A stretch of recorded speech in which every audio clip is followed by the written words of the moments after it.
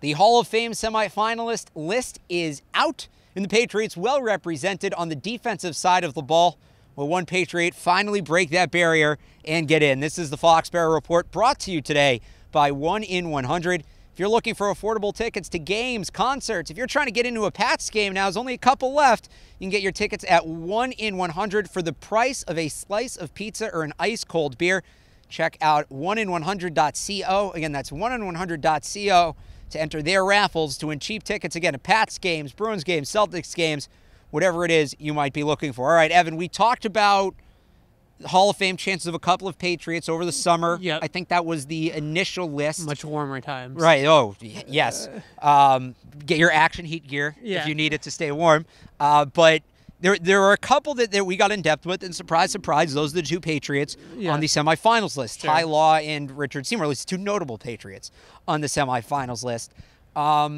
I had my notable rant about Ty Law. Yeah, I'll clear the table for you with Ty So Law. I want to say let's do Seymour first, because I think Seymour's an interesting candidate in that he was a great player, absolutely, but it's just a position where in the past guys have had trouble getting in. Yeah, it's a position where guys have had trouble getting in when they don't have gaudy sack totals. Right. So if you're not a guy like a Bruce Smith or someone that has 150 career sacks or something like that, it's very difficult to get into the Hall of Fame. But Richard Seymour is the type of guy that's got into 6 All-Pro selections. I didn't even know that until I looked that up last night. That's incredible. Usually guys like that are locks for the Hall of Fame. He was a top 3 player at his position for at least half a decade. And that's kind of what I look at when I look at Hall of Fames is, was the guy ever the best or one of the best in the league at his position? Yeah. And how long was he at that standing? And I think Richard Seymour checks both boxes. Right, and just from a technical standpoint, this was a guy that might not have been, a flashy sack total type guy, but he was a great run defender too, and he was basically the rock in that front seven of a very good Patriots defense that won 3 out of 4 Super Bowls. He was the best player on those defenses, and I don't think it was necessarily close. I mean, obviously Ty Law was good, great too, but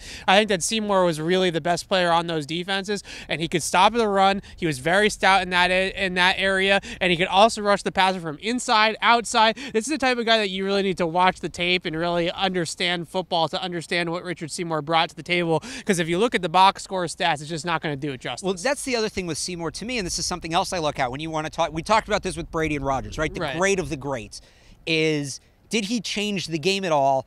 And I'm not saying Seymour was like this generational change, but he was one of the first guys to blur that line between end and tackle. Yeah, you look at when he came into the league, early 2000s, the typical defensive tackle, you had Warren Sapp. He had the 320-pound guy, could barely fit in his jersey, just got in the way. You didn't see those kind of more fit, trim, those were ends. Seymour took a defensive end's body and skill set and brought it to the inside where, was maybe a handful of guys, if any, were doing that at the time. You can go back to like the Steelers in the 70s. They had a few guys on that defensive line that did that. But in the modern era of football, I think the biggest thing was that they ran the 34 defense, obviously. So the outside linebackers were the guys that were primarily rushing the passer. The Willie McGinnises, the Roosevelt Colvins, the Mike Vrabels. McGinnis should also be in, by the way. Those are the guys that were rushing the passer. Seymour was playing inside as a 3-tech or a 5-tech over the tackle, and his responsibility was to push pressure up the middle on the quarterback and push the pocket,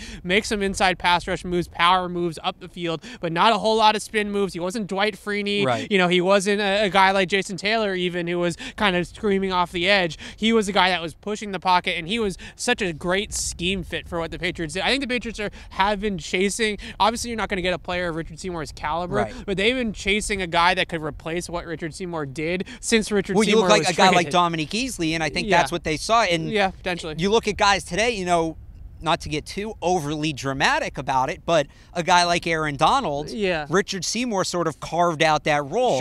Without Richard Seymour's influence, you wonder if Aaron Donald is maybe a primary end in today's NFL. Again, not trying to get too dramatic, but I do think you can, in a way, establish a first-of-his-kind label with Richard Seymour. All right, Ty Law. Should I just step out of this the is shot what his and third just- try? Yeah, I mean, listen, it comes down to that Ty Law. I think your change the game theory, I think perfectly exemplifies Ty Law. Change the game. Literally Change change the the rules. rules. Yeah, Football yeah. was too easy. Peyton Manning cried because of what Ty Law did to just him. mugging Marvin Harrison up and down the field. I mean, listen, this guy, Patriots fans know all about Ty Law. You don't need to hype up Ty Law to Patriots fans. Point of the matter is not only does he have the interception totals, Champ Bailey is a guy, this irks my gears as much as Ty Law not being in the Hall of Fame, that everybody just automatically pencils in as a first ballot Hall of Famer, better than Ty Law type player. They have the same amount of career interceptions. I think Champ Bailey has 54 and Ty Law has 53. And Champ Bailey played a lot longer. Right. It's not like it's like some big difference, right? And I think that Ty Law is the type of guy that he was one of the last of a dying breed, I would say. The punch him in the mouth, play at the line. Yeah. Got press shut coverage. down man-to-man corner. Press coverage, man-to-man, single high safety in the middle of the field. You have a side. You're going to take your guy, whether it's Marvin Harrison, Torrey Holt, or Isaac Bruce, Terrell Owens. All these guys, in the Super Bowl, you had Musa Muhammad and Steve Smith that he was dealing with. Yep. All these guys were on Ty Law Island, and Ty Law would just take them out of the game more times than not with a physical brand of football that just doesn't really exist anymore. I think that Ty Law, to me, is very close to Darrelle Revis in style. Yeah. But the two of them, I think, are kind of in similar boats where they're from the same hometown, same high school. Right. Revis based his game off of Ty Law. Right, and they're He very said similar that. player. They're very aggressive corners that are very physical within the route. Right. I think the biggest problem for both of them, and I think both of them are Hall of Famers, but the biggest problem for both of them is longevity. Right. They just didn't have the longevity of a Champ Bailey, who was in the league for a long time and played at a high level for a long time. Ty Law doesn't have that, but his peak was as good as anybody's. And that's the difference, and that's what you look at with the Hall of Fame is, was a guy great and how long was he doing it? Yeah. And I do think Bailey should be in. Don't get me wrong. I actually do think he deserves to be in. Yeah, so do I. But Ty Law at his best was the best corner in the league. This guy was a 5-time Pro Bowler. I know those don't mean much, but a 5-time Pro Bowler. Bailey had just 6, again, with more years. Yeah. 2-time All-Pro, 2-time NFL interceptions leader, back when that meant something. Yep. Picked off Peyton Manning more than anybody else. Was an outstanding playoff performer. He should have been a first ballot guy. The fact that we're going on ballot 3, and I don't think this is going to be anything new, to go back to Seymour, to go back to Willie McGinnis, who's not even on the ballot anymore. I think a lot of the guys who are on those Patriot defenses at the beginning of the 2000s, they're going to get penalized because, one, there were so many other great players around them, and they were coached by Belichick. Yeah. I think they're going to get overlooked. Ty Law is far from the last guy we're going to go through this with, pulling out our hair because some Patriots great isn't going to get in, but it just irks me because the guy did change the game. All of these rules we're talking about now, about defenseless receivers and contact more than 5 yards downfield and all of that, Teddy Bruschi, remember, on this field said it after the first game of the year in 2004, they can change the rules just for us. We're still going to try to win. All of these rule changes we're dealing with now, right? The 54-51 game Monday night, a lot of that goes back to the way Ty Law... All of it does. Right, to the way Ty Law and 2 or 3 other corners anymore. played in the late 90s and early 2000s. Steve Atwater being another one who's probably going to get in. Yeah. So even to put a guy like Harrison in, who Law manhandled repeatedly, to put Atwater in, who was effectively the same player as Ty Law, and to leave Ty Law off is an abomination. I had enough of a problem with Harrison getting in on the first ballot. The NFL Hall of Fame was one of the last ones that actually kept things strict, but if they're going to loosening things up or not, Ty Law should absolutely be in. It is not a complete Hall of Fame until Ty Law has a bust in Canton. End of the rant. Yeah, there's nothing else for me to really say. Well, we do have a couple more I want to touch on, and I know this is a longer one, but we hope you guys are enjoying a little nostalgia from us here. 2 other former Patriots technically getting in. Doing this. Just some quick thought. You know you're dominant when you're training camp buddies, guys who couldn't make the roster get in the Hall of Fame. John Lynch, Torrey Holt, both retired with the Patriots during training camp at various points. I think, but just worth mentioning, they played in the building, and I think both very worthy Hall of Fame candidates. Yeah, I think Torrey Holt is one of those guys that it's similar to the Ty Law thing. It's like, how many of those greatest show on turf guys are going to get in? Because you have Torrey Holt, you have Isaac Bruce, you already have Orlando Pace, Kurt Warner, and Marshall Faulk in the Hall of Fame. So there's a lot of guys from that team similar to the Patriots defense of the early 2000s.